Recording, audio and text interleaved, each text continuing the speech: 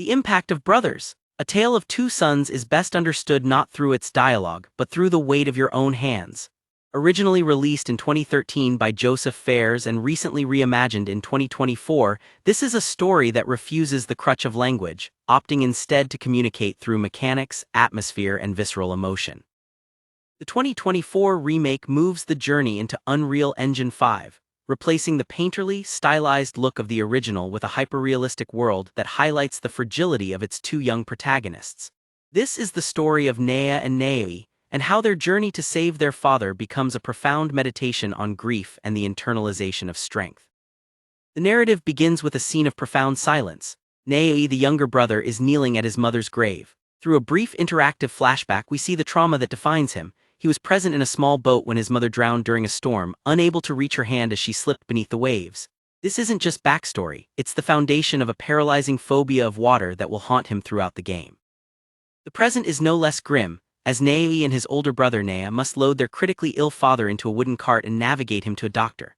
The diagnosis is bleak. Their father is dying and his only hope is the mythical water of life from the legendary Tree of Life. With no other choice, the brothers leave the safety of their home to embark on a journey that will force them into premature adulthood. As they set out through their local village, the game establishes the fundamental difference between the two. Nea is the pragmatist, the protector who uses his strength to pull heavy levers and interact respectfully with the villagers. Naoi is still a child, prone to playing the harp, splashing water, or balancing brooms on his hand. The world they travel through is beautiful but dangerous. In the early chapters, they navigate a pastoral landscape that feels like a storybook, using their combined effort to bypass a territorial guard dog and appease a sleeping troll. These moments serve to hardwire the player's brain to the dual control scheme, mapping the movements and interactions of Nea to the left hand and Naoi to the right. The journey quickly descends from the sunlight into the darkness of a subterranean goblin kingdom. Here, the brothers help a friendly troll rescue his mate from a goblin tribe. The resulting boss fight isn't about combat in the traditional sense but about spatial awareness and synchronization. They have to break the chains of a trapdoor while avoiding a massive goblin chieftain, a task that requires them to move as one. When they succeed and reunite the troll couple, it offers a fleeting glimpse of hope, a reflection of their own goal to mend their broken family.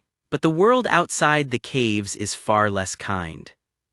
Emerging into the nocturnal wilderness, the brothers face immediate visceral threats. A dark forest filled with wolves forces them to huddle together around a single flaming torch. The proximity is a mechanical requirement. If Nae strays too far from the protective circle of light, he is lost. This chapter also features one of the game's most jarring moments. The brothers stumble upon a man attempting to take his own life from a dead tree. Without a word of dialogue, the player must intuitively use Nea to bear the man's weight while Naoi climbs to untie the rope. Investigating the area reveals the man's home and family have been burned to the ground. It's a stark reminder that they are traveling through a world defined by survivors' guilt and profound loss, feelings they are desperately trying to outrun. Seeking a way to the mountains, they encounter an inventor in a massive cliffside fortress. After navigating complex clockwork machinery and gears, they take flight on a rudimentary hang glider. For a few minutes the game offers a soaring mechanical high, a moment of pure freedom and unadulterated joy as the brothers steer the glider through jagged peaks by shifting their collective weight. But the flight ends in a crash, landing them in the Valley of Fallen Giants. The tone shifts permanently here. The fairy tale is gone, replaced by a grotesque theater of war.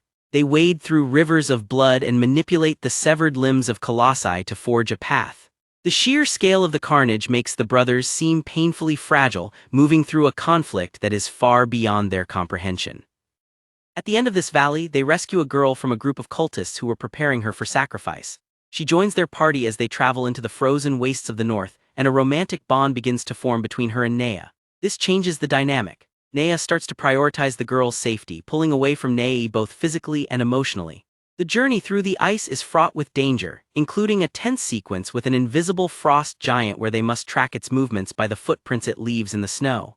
Nae's isolation grows as they reach a dark, web-filled lair. Despite his hesitation, Nea follows the girl inside, only for her to reveal her true nature as a spider demon. The final battle is a nightmare. Nae is forced to act independently and aggressively for the first time to save his brother from a cocoon, systematically tearing away the spider's legs. They are victorious, but the cost is absolute. During the struggle, the spider impales Nea with a fatal strike. The chapter ends with Nae desperately supporting his older brother's weight as they stagger toward the Tree of Life, which is finally visible on the horizon. They reach the roots but Nea collapses, completely incapacitated. In the epilogue, the player is left to control Nea alone for the first time in the entire game. He climbs the tree and retrieves the water of life from the canopy, but by the time he returns to the roots, Nea has passed away. The game then forces the player to perform an agonizing mechanical task, using Nea to slowly drag his brother's lifeless body into a shallow grave and manually pushing the dirt over him. The brilliance of this moment is entirely mechanical. For the whole game, your left hand has been responsible for Nea's safety and strength. With Nea dead, the left side of your controller is suddenly useless. You feel a literal sense of phantom limb syndrome, a tactile void in your left hand that mirrors Nea's emotional loss. A friendly griffin carries the grieving Nea back to the shores of his home, where a violent storm is churning the very waters that killed his mother. Nea tries to swim using his own controls, the right analog stick and trigger, but he's paralyzed by fear and physical weakness. He can't make it across. It's here that the game executes its most profound metaphor. To find the strength to swim, the player must press and hold the left trigger, the button that used to belong to Nea. By holding his brother's button, Nea internalizes his strength. He swims across the churning water, pulls a heavy bridge lever that used to require two people, and leaps to ledges he was once too short to reach. Nea is gone, but he lives on mechanically within the player's hand. Nea reaches the clinic and saves his father, but the family is irrevocably changed. The game ends with Nea and his healed father standing at the dual tombstones of the mother and Nea. As his father falls to his knees in weeping despair, Nea stands resolute, staring at the horizon. The journey is over, but the story of how we carry the dead remains. Whether you play the original or the 2024 remake, Brothers remains a masterclass in ludonarrative synthesis. It's a game that doesn't just tell you about grief, it makes you feel the weight of it in your own hands, reminding us that even in total isolation, the strength of those we've lost stays with us. Thanks for watching, and we'll see you all next time.